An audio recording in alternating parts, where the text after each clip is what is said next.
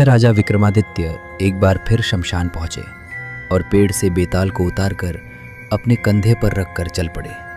कुछ दूर जाने पर बेताल बोला कि राजन, तुम बड़े हठी हो, इसलिए समय बिताने के लिए मैं तुम्हें एक और कथा सुनाता हूँ।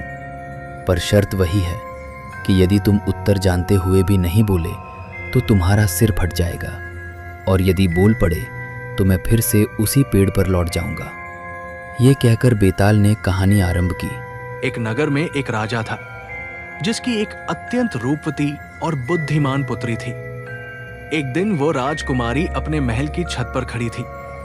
तभी उसने दूर एक सुंदर राजकुमार को देखा और दोनों एक दूसरे को देखते ही मन प्रेम करने लगे।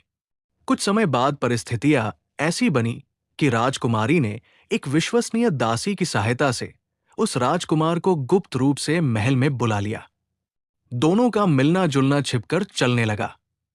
परंतु एक दिन महल के पहरेदारों को इस बात का संदेह हो गया और उन्होंने राजकुमार को पकड़ लिया।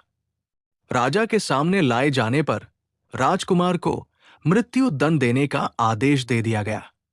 ये सुनकर राजकुमारी व्याकुल हो उठी। उसने अपनी चतुराई से एक योजना बनाई। उसने दासी के माध्यम से एक दूसरे व्यक्ति को राजकुमार के स्थान पर मरने के लिए तैयार कर लिया और असली राजकुमार को गुप्त रूप से भगा दिया। योजना सफल रही और सबको लगा कि राजकुमार को दंड दे दिया गया है।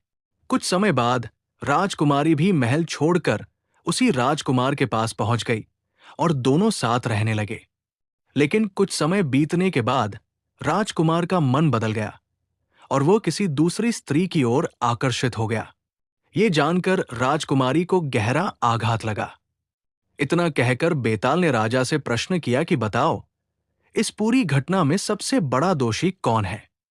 राजकुमारी, राजकुमार, दासी या वो व्यक्ति जिसने अपनी जान दे दी?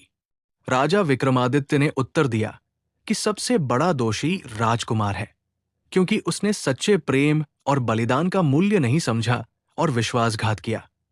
बाकी सभी ने अपने अपने भाव और निष्ठा के अनुसार कार्य किया। राजा का उत्तर सुनते ही बेताल हंस पड़ा और बोला कि राजन, तुम फिर बोल पड़े। और इतना कहकर वो फिर से उड़कर उसी पेड़ पर जा लटका।